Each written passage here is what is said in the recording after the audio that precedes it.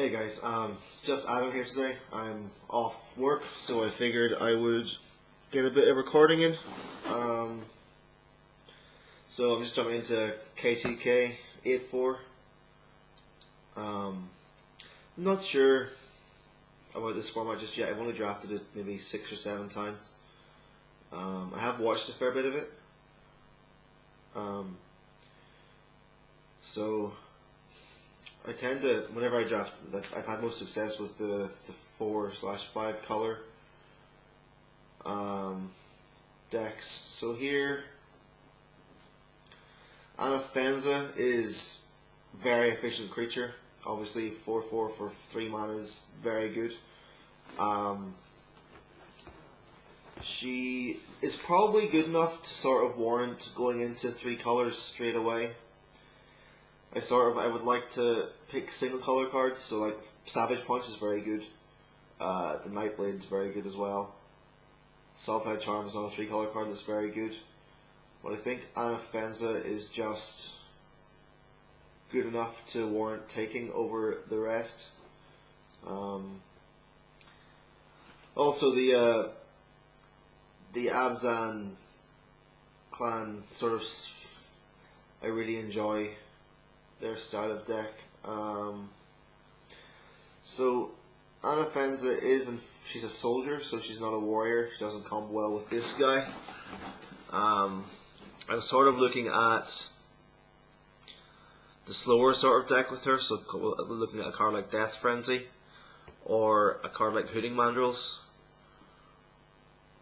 I think I actually might go ahead and pick up the Death Frenzy here. I do like having the sort of Wrath type effects, and if we do end up going 5 color or something like that, then so there's nothing here for us except for 2 lands. I think we'll pick up from our picks already. We have 2 black, 2 green, and 1 white. So, excuse me, sorry. So I think picking up the Jungle Hollow is probably better. Although, if the white's a splash, we can get a free splash. Actually, no, Scarborn is probably better. Actually, we can get a free splash off it if we end up not playing too heavy white. So we'll take that. Here, staying on color, we could take up Arms or Stacey's Pet. Master of the Way is a very powerful spell. Powerful enough to maybe make me consider playing the 5 color deck. There's nothing here really, like, I don't think we'll miss either of these cards, so I don't think there's any downside to taking that card really. So we can probably stick it in the sideboard for now. So here we have either Mardu Hateblade, Mardu Skull Hunter, or Kill Shot. I think, or Stacey's Pet, but I think we want to take the Kill Shot. I think it fits the type of deck we want to play.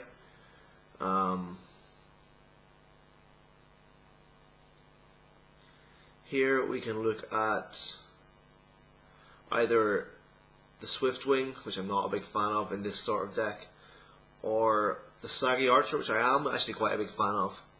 I do like this guy. He blocks almost anything.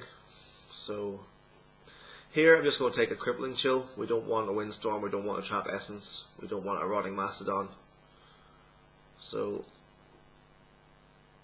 so we'll take Kintry Invocation here.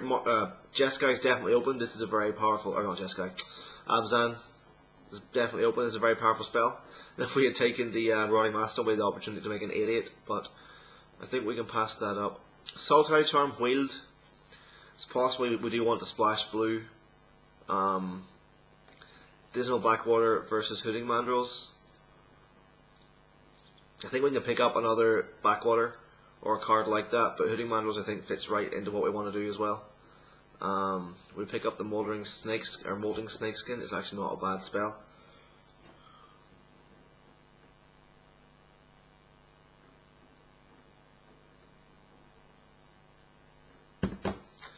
Here we can pick up an Erase for sideboard maybe, or maybe just we'll hit the Quiet Contemplation because I actually had quite a bit of success with this card. Stacey's Pets and Good Wheel. We probably will end up playing that. Take a shatter to kill all those banners that everybody plays all the time. And that island so we can splash our spells, obviously. So, if we can pick out a couple of lands, I actually am looking at splashing Sultai Charm. It's a powerful enough effect that I think it's worth it.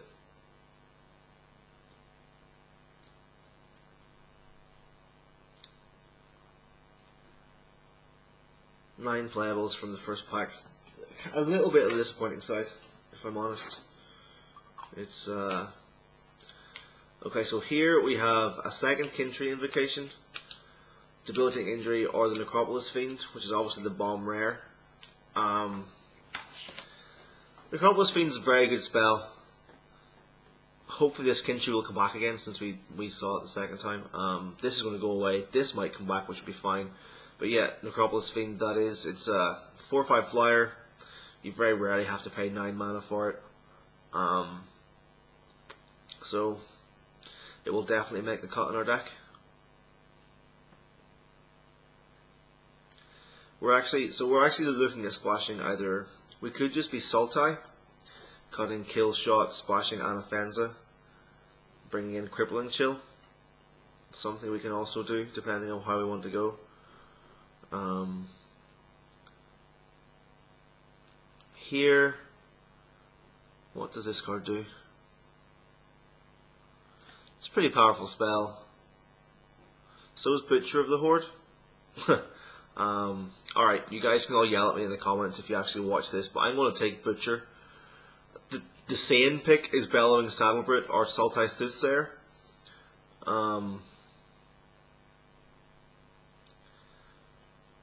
But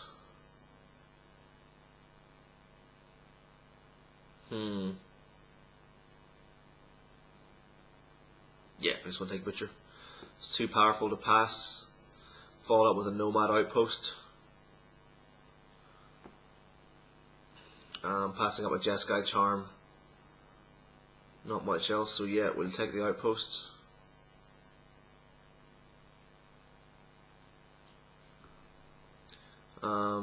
Pick up an Armament Core here. It's very good.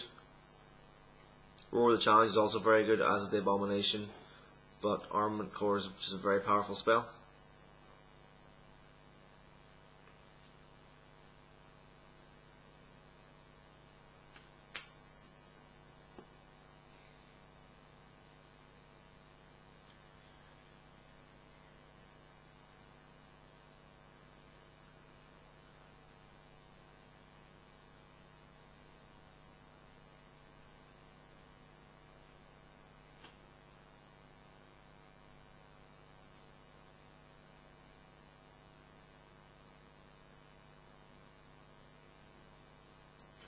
So here we're looking at either Alabaster Kirin or I just want to take the Bloodfell Caves.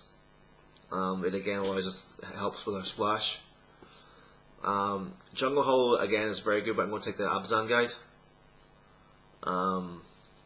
We just need to fill out our chill, or our chill.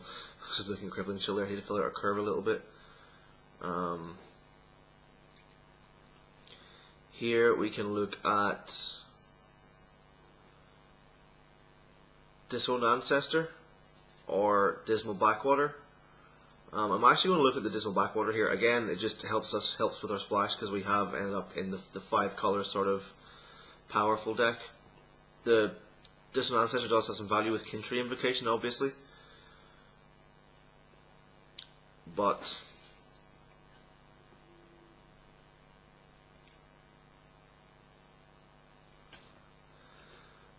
so here, yet again, just looking at fixing our mana. We can look at Windscarred Crag.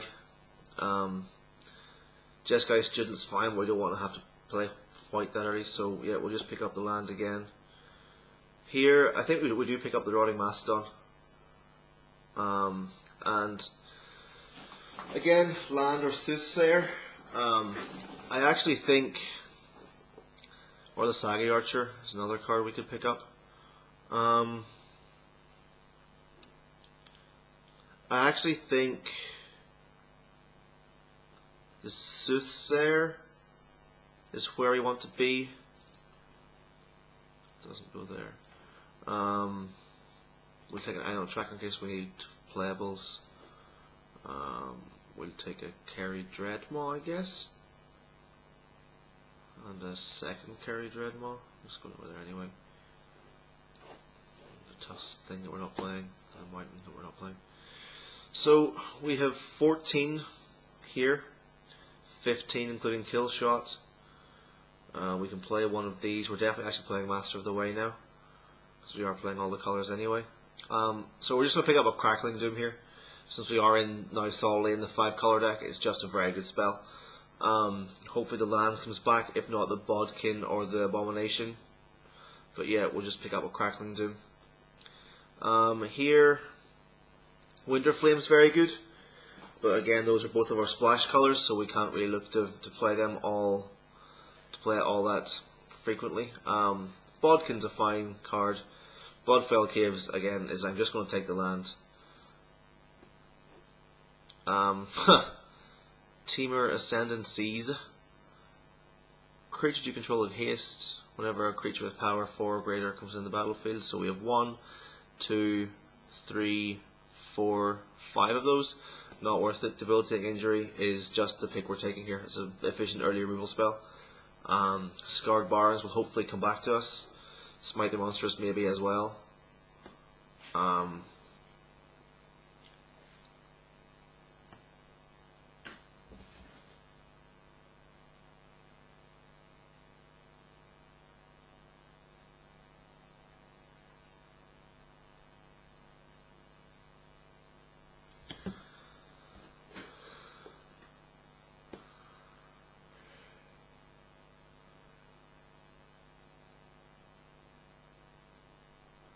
So here, again the land's fine, but I'm just... Oh! Master of Pearls.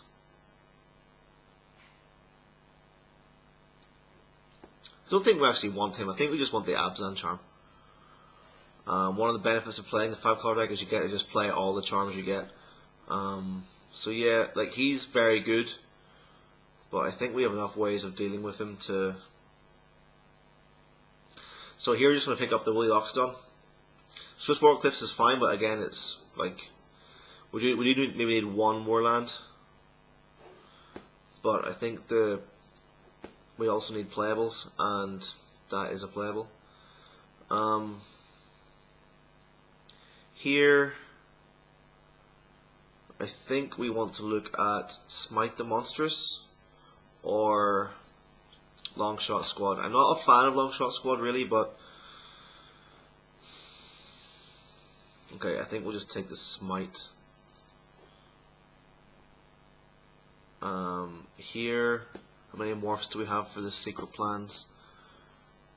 1, 2, 3, 4 morphs. That guy's not worth it.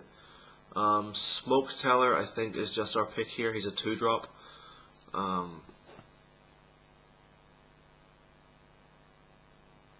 Archer's Power Pet is a very good table. Again, it with Kindred Invocation is kind of where we want to be. We might just pick up a second Crippling Chill here.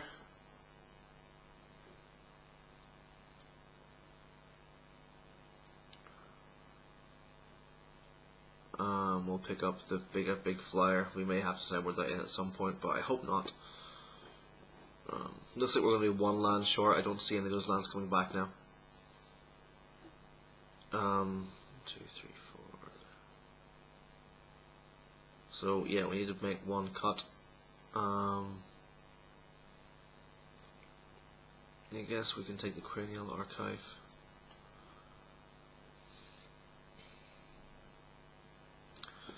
So I'm looking at Rotting Mastodon for the cut. We need to make 2 cuts now because we're definitely playing both Power Pets. So I'm looking at a Smite the Monstrous and a Rotting Mastodon for what we're cutting.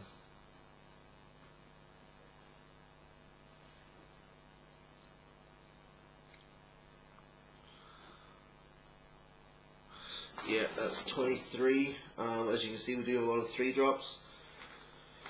We have 1, 2, 3, 4 non-basic red sources, 3 non-basic white sources, 5 non-basic black sources, 0 non-basic green sources, which is kind of awkward. So we're going to have to play a majority of basic forests. Let's just take the brightest first. What does that even do?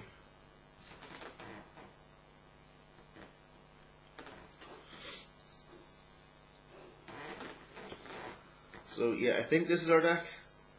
We have a Smite sideboard, we have the Jiffle Returned, Dreaded Kerry Dreadmaw. So we'll add some basic lands. It's suggesting 3 forest, that is definitely not correct. 1, 2, 3, so we have 8 black sources. 1, 2 blue sources, doesn't seem correct either. So I don't think we need any non-basic red sources for our 1, 2, 3 spells, because we have 5. Sorry, 4.